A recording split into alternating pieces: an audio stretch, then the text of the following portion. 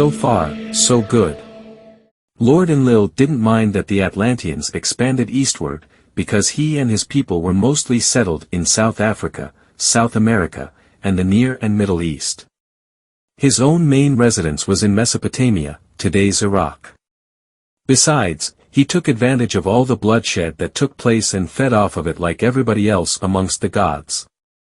Until one day, when he started getting threatened.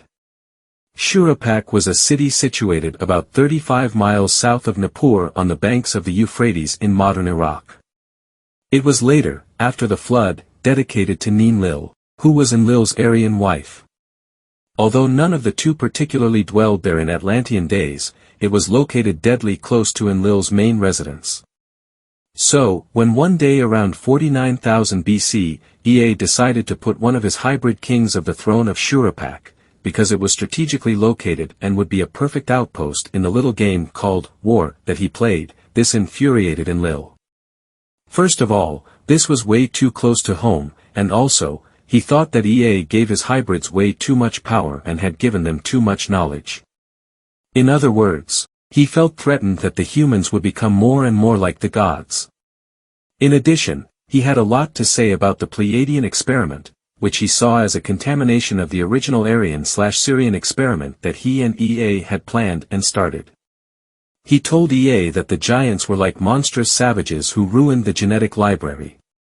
He accused his brother for having abandoned their plan and started working with the Pleiadians in favor of the Syrians and therefore started his own experiment, and by doing so, polluted the original one. He defended himself and said that the original plan was still in effect and the creation of the Nephilim would not interfere with their common goal.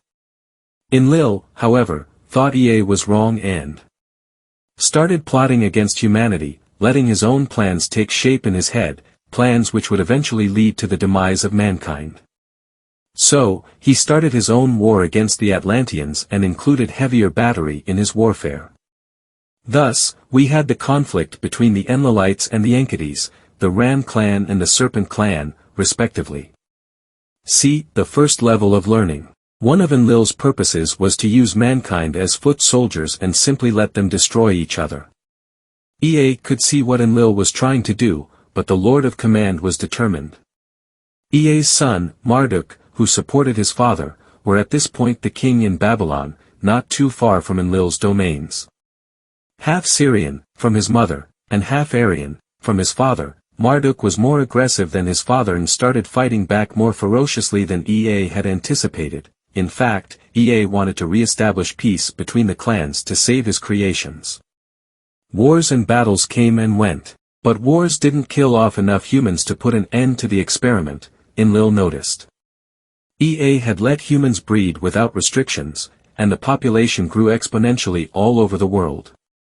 Unless Enlil used nuclear weapons, mankind, like a virus, would increase in numbers and contaminate the planet. Not to speak of the giants. Enlil had to reconsider. So for a while, the wars were not as intense anymore, although they never totally stopped because they had become self-propelled by people's ideas of each other, and who was superior to whom. Marduk, still located in Babylon, gathered a lot of humans around him, loving the fact that he was being worshipped, and he ruled Babylon with an iron fist. In the meantime, Ea, who was known to be pretty promiscuous with human females, both for the purpose of sex in general, but also of course to gain power from sacred sexual rituals, had lots of affairs. From one of these escapades, a human hybrid was born. His name was Utnapishtim, better known as Noah.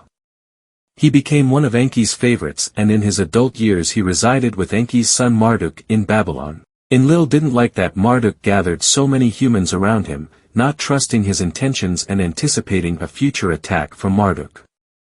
So, when Marduk was on a mission in another part of the world, Enlil used as authority his title as the Lord of Commands and decided to starve the Babylonians to death by cutting off their communication systems and let no food supplies reach them from outside.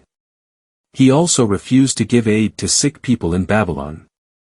Utnapishtim, however, managed to get a message out to his father, Ea, about what was happening in Babylon. The kingdom was now basically occupied by Enlil. Also, Utnapishtim tried to tell the people to stop worshipping the gods, and grant themselves more power over their own lives. Still, it was fruitless, because very few dared to go against ENLIL's authority. EA, however, started smuggling in water, medicine, and food supplies to the Babylonians, unbeknownst to ENLIL, and also taught them how to fish and become self-sufficient. When the Lord of Commands noticed that no one was starving anymore, he immediately accused EA. Because Marduk was ordered by EA to complete his mission elsewhere before he returned to Babylon, he was most likely afraid Marduk was going to get furious and attack ENLIL again if he was let back in Babylon, which was more than plausible. EA lied and said that the Babylonians had learned themselves how to fish and become self-sufficient. ENLIL didn't believe him for 1 second and once again became furious and decided that something needed to be done. The experiment had to come to an end and be restarted all over again, this time under his authority.